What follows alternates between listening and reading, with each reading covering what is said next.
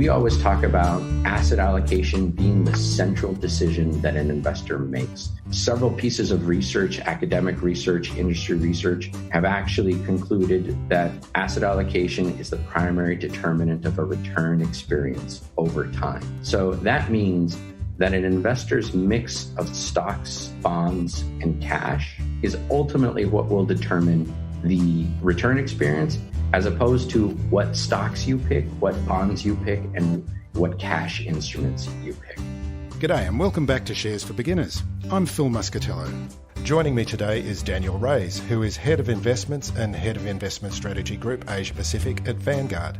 Vanguard's a pioneer in what is known as ETFs, and Daniel is here to explain a little more. Hi Daniel, a pleasure to meet you. Hi Phil, pleasure to meet you as well, and thank you for having me. Now, I just wanted to find out a little bit about where you come from and how you got into finance. I believe you were born in El Paso, Texas, and I was talking to another guest, and he went to university in Texas, and he was talking about how Texas feels very good about itself, and and especially with its waffles. Lots of Texas-shaped waffles, I believe. Yes, there are many things that Texans turn into Texas-shaped, Phil. You can see Texas coasters, you can see Texas mugs. Texans tend to be really proud of being from Texas, as am I. I think nowadays one of the things that Texans pride themselves the most on is their Texas style, American style barbecue. Yes, which I'm a big fan of as well too. So I really, really, really enjoy that part about being a Texan. Okay, so tell us about growing up and getting into finance. I believe your father gave you a bit of a push along in that department. Yeah, my father was kind of introduced me into the concept of investing into finance. I always knew that it was, looking at stocks and following stocks was always something that he was interested in. It was just kind of like broad, basic market awareness.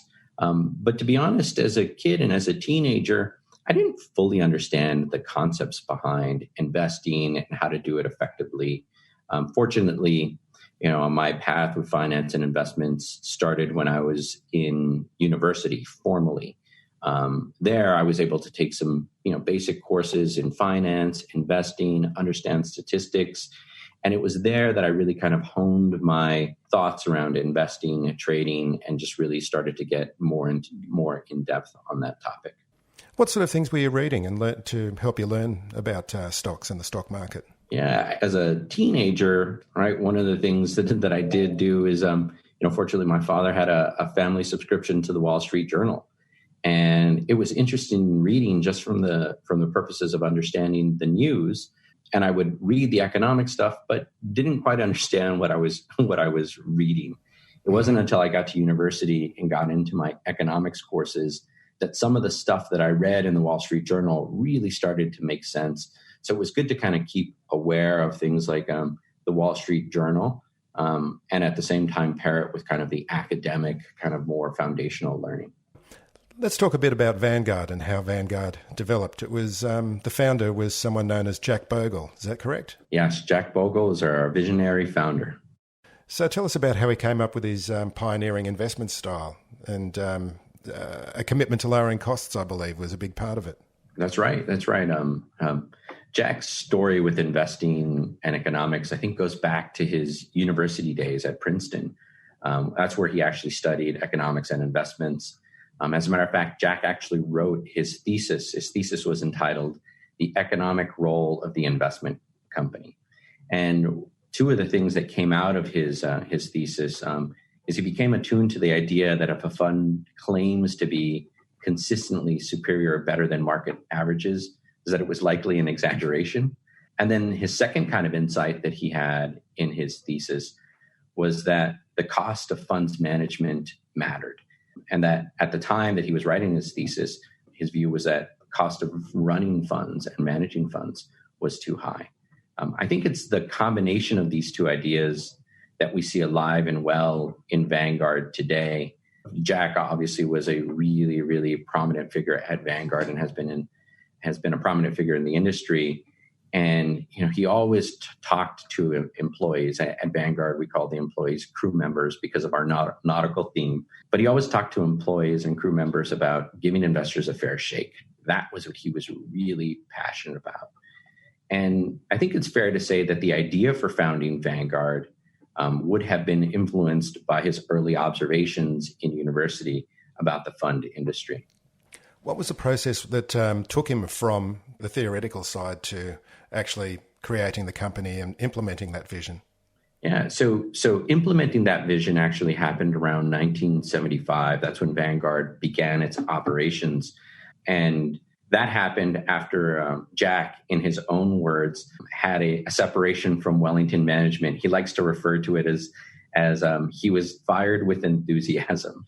And I think it really gave him an opportunity, once he was no longer at Wellington management, to take a step back and thinking about founding a firm that would embody the principles and the observations that he had, as a young student of the industry. He coupled his emphasis, in founding Vanguard, he coupled his emphasis on costs and challenges with outperforming the market with a mutual structure that Vanguard has today. It's a firm that's owned by its investors. So many people aren't aware that when you invest in Vanguard Fund, you're actually an owner of the management company.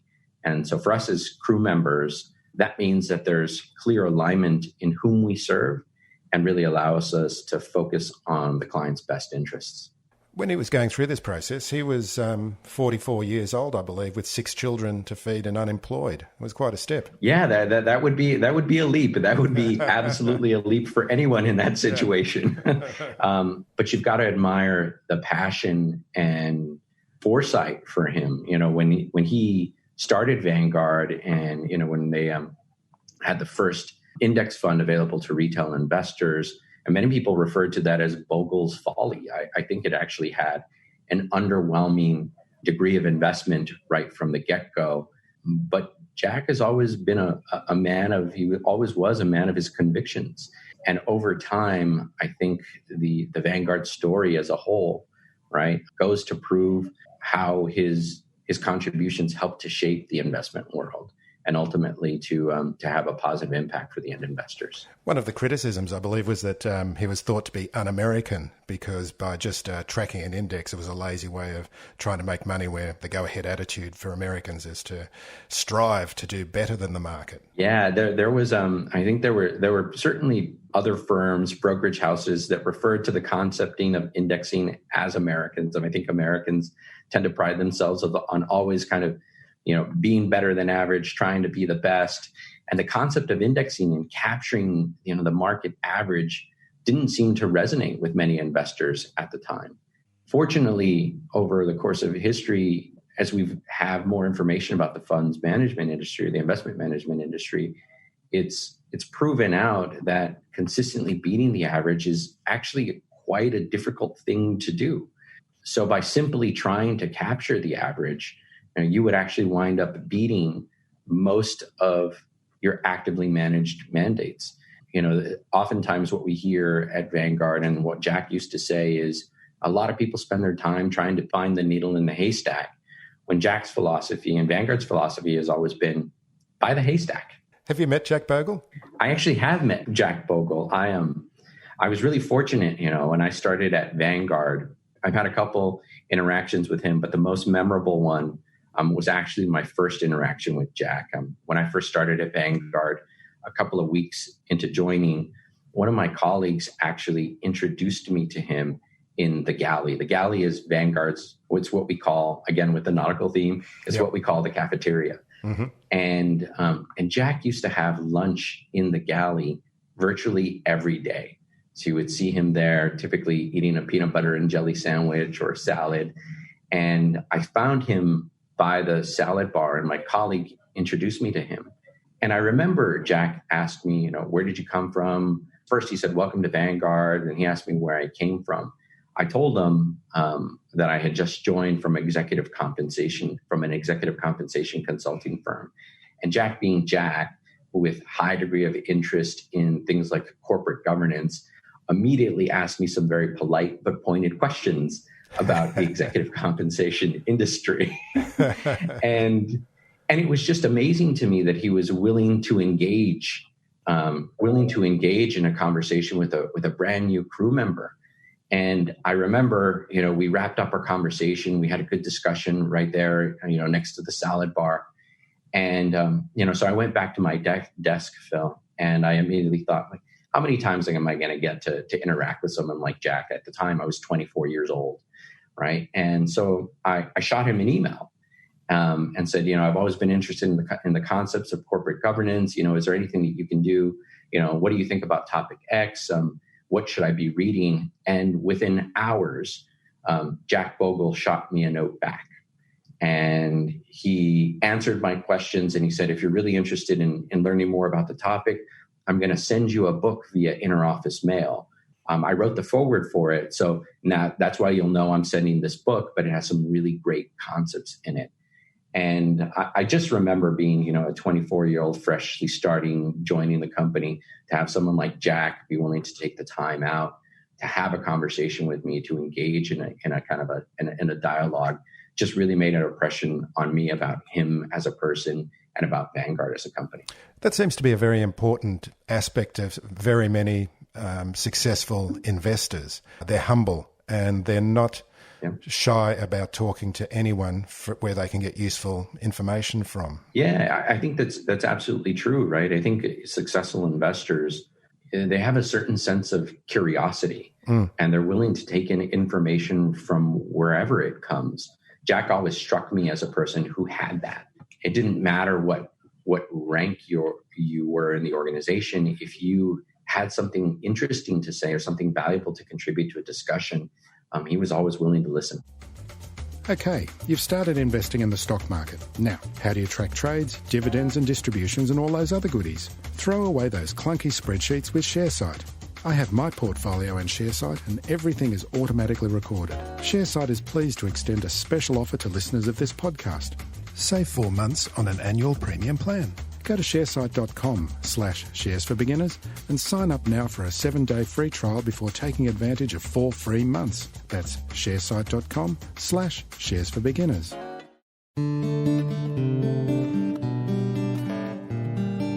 Let's get on to ETFs. Can you give us a quick beginner's explanation of what an ETF is and how does it work? Sure. So I'll start with what it actually stands for. The concept of ETFs stands for Exchange Traded Fund. And, the way I typically describe ETFs to someone who's just getting into investing is that they're a pooled investment fund, meaning it has many, many securities or many different investments within the ETF. And it's similar to a fund, but unlike a fund, it's intended to trade like a stock.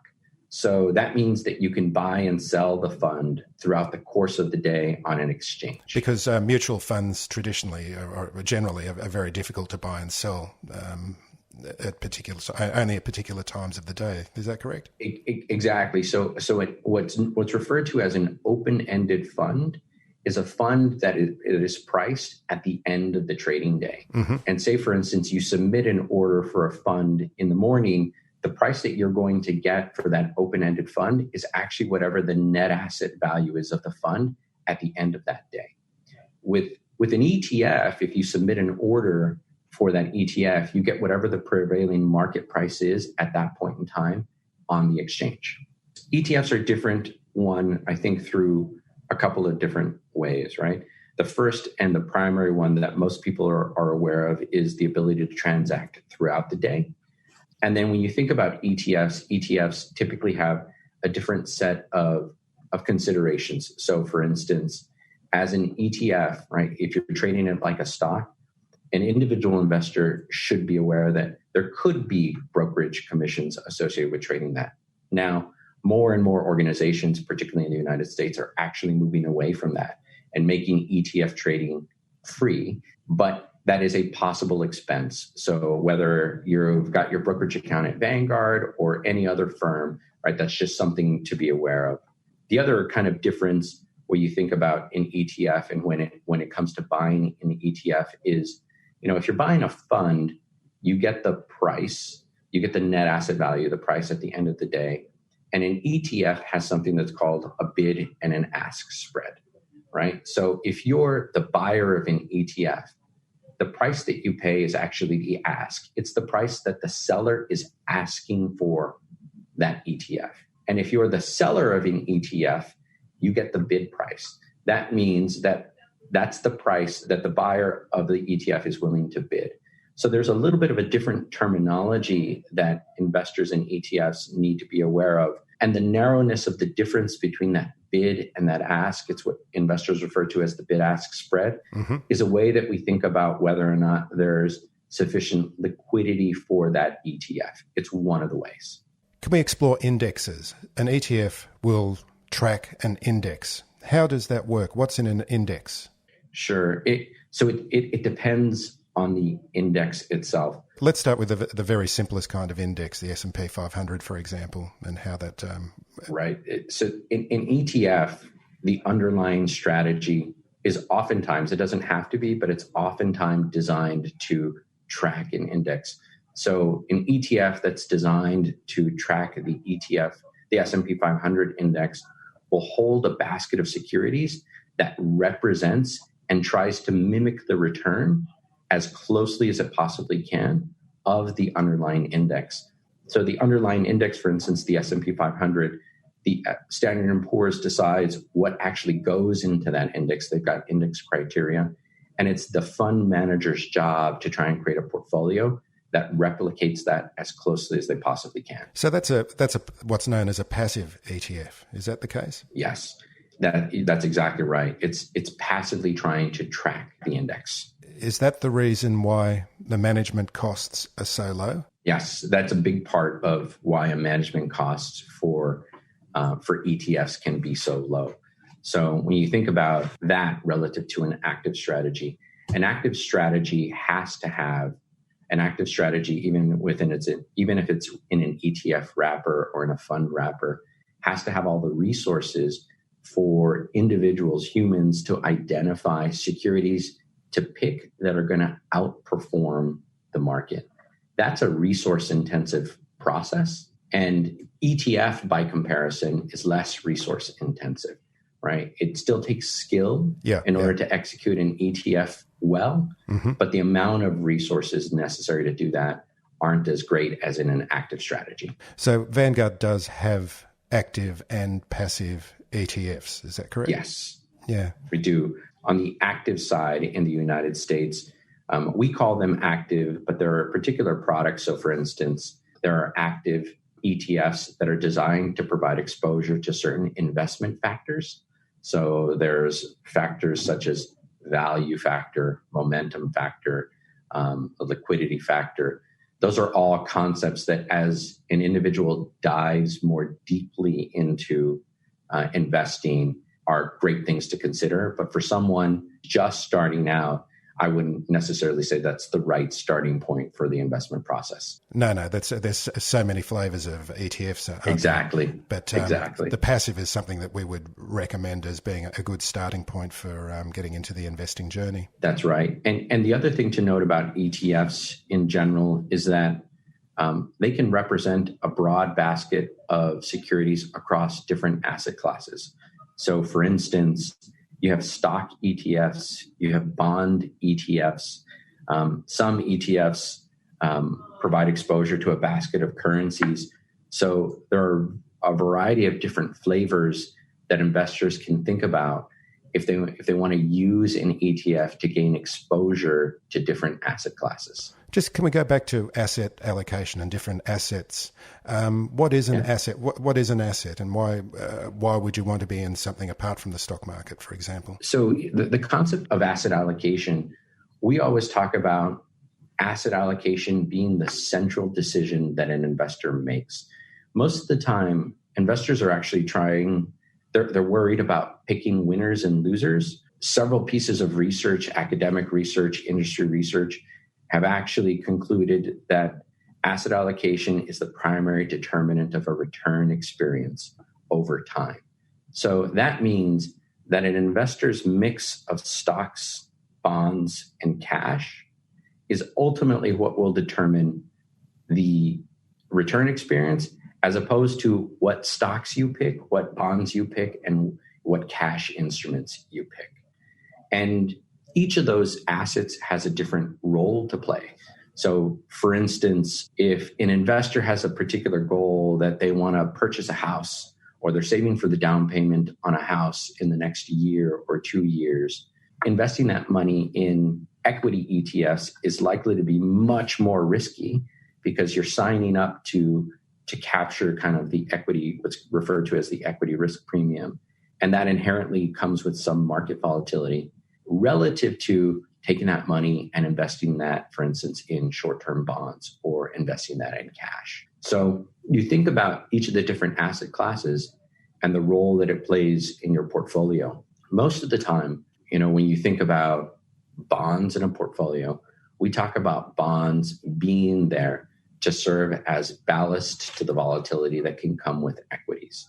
So for instance, if someone were fully invested, 100% of their portfolio was in stocks, they're likely to have a more volatile experience than if they had a portfolio that was 70% in stocks and 30% in bonds. So just to summarize there, a different asset class is going to provide an exposure for your investments that will hopefully balance out between different times in the market when markets are up or down, for example. That's absolutely right, Phil. That's absolutely right. Yeah, I'll just say at this point that sometimes I am going to come when someone starts saying some jargon, I just sort of jump in and say, "Can you explain what that means?" If I get into jargon, just let me know. No. It's been very clear. Yeah. You mentioned volatility. What is volatility? So volatility, I think, is there's an academic way to define volatility, and then there's a way to define volatility from the perspective of the investor. When we define volatility from an academic perspective or from the investment management perspective, we look at what's called the standard deviation of returns. And so that basically means, if you take the average, right? If you take the average return over a certain period of time, and then you compare each of the data points over a certain time period to that average, how wide is that distribution of returns over a particular point of time relative to an average? That would be a simple way to kind of explain it. And then if you talk to investors actually might define volatility as anything that falls below a certain return threshold or any time the return gets negative. That's the volatility that they live and that they live with and that they feel.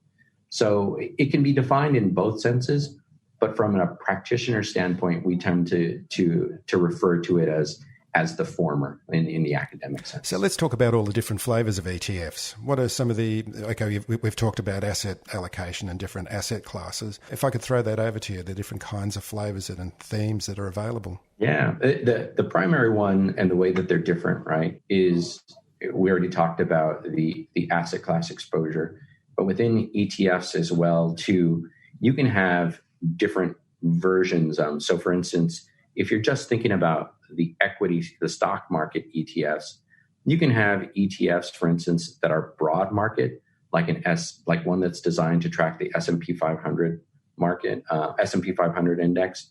You can have some sector-based ETFs. So individuals, it's not uncommon for them to go to their brokerage firm and see the technology industry ETF. ETFs in international exposures.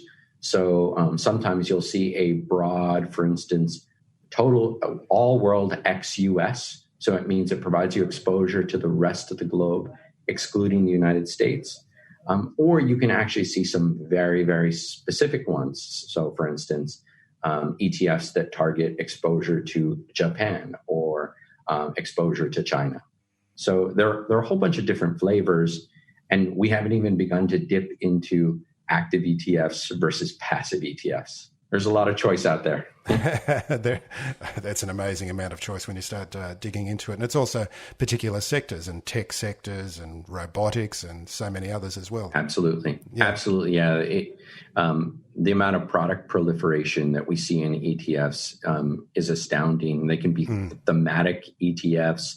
They can be ETFs that are intended to capitalize on a particular theme, ETFs that provide exposure to the market. When the market goes down, the ETF goes up. Those, again, are not the starting points that we would recommend for people that are just getting into investing. But investors do have a lot of choice. What started out as Bogle's folly is now on some measures, a couple of ETFs are the most actively traded instruments on the market. It's come a long way, hasn't it?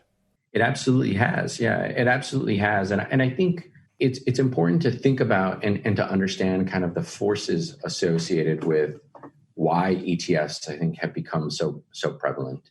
I think a lot of people might argue that ETFs have become so prevalent because it's unbelievably difficult for active managers to outperform over the long term. Mm-hmm. And that may be partially true.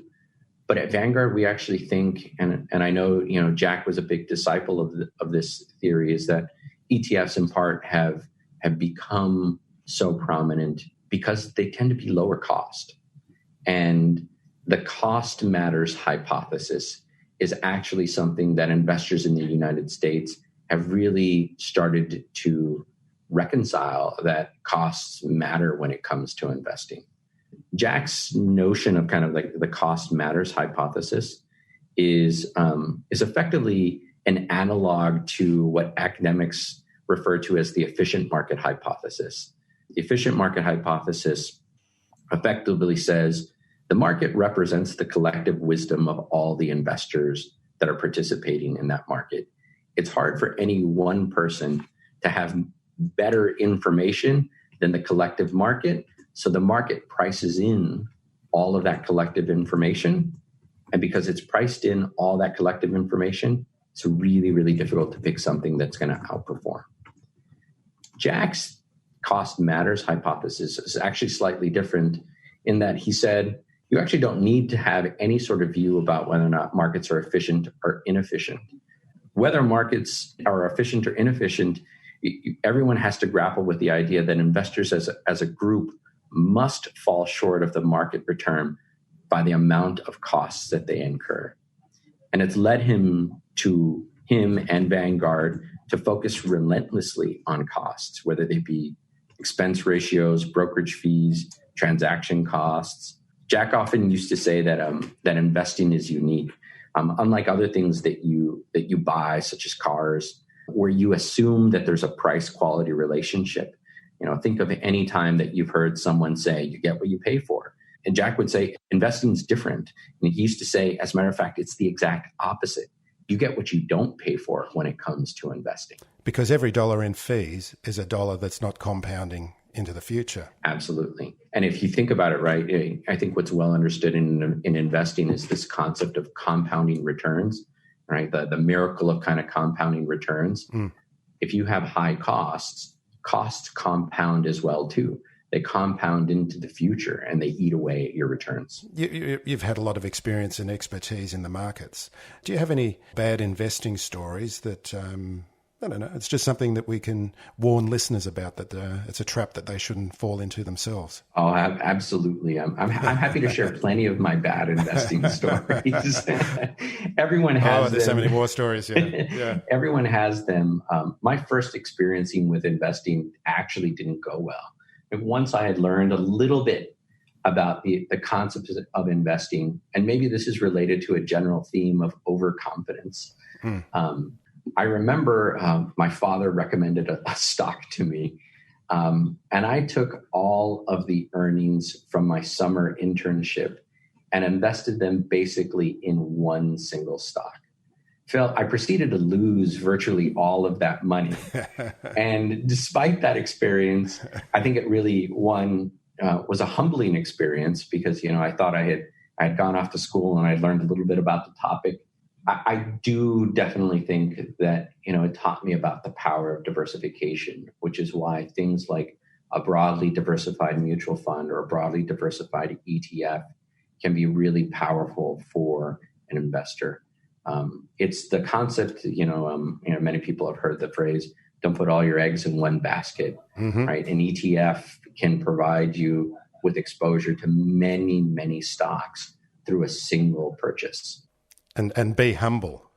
Don't put too Absolutely. much. Don't put too much store in your own ability to trade. Absolutely. When we talk about investing at Vanguard, one of the things that we often tell retail investors is, focus on the things that you can control.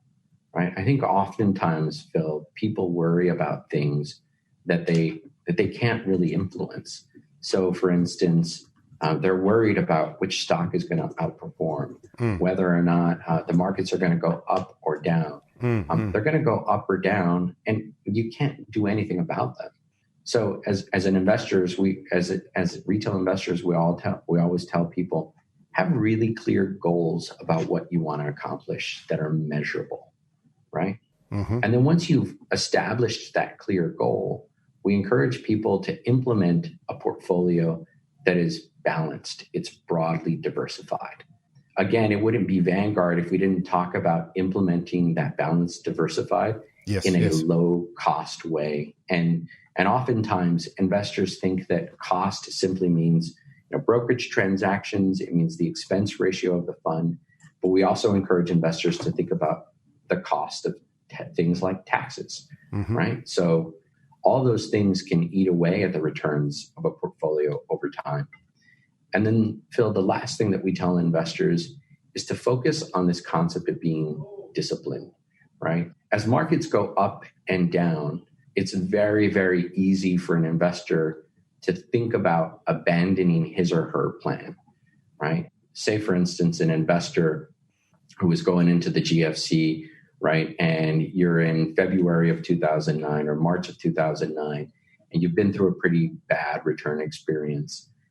It was tempting for many, many people to say, I can't take this anymore. I want out, right? And to transition their equities into cash.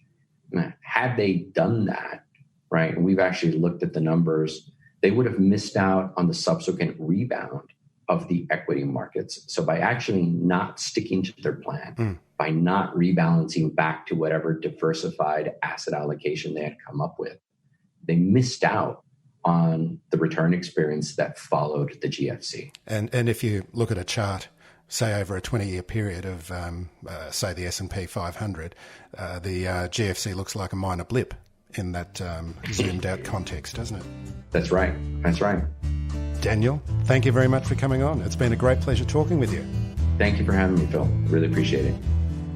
Shares for Beginners is for information and educational purposes only. It isn't financial advice, and you shouldn't buy or sell any investments based on what you've heard here. Any opinion or commentary is the view of the speaker only, not Shares for Beginners. This podcast doesn't replace professional advice regarding your personal financial needs, circumstances, or current situation. Thanks to Christopher Soulos for music production with that special Greekalicious flavour. Remember, music always flows, even when the money won't.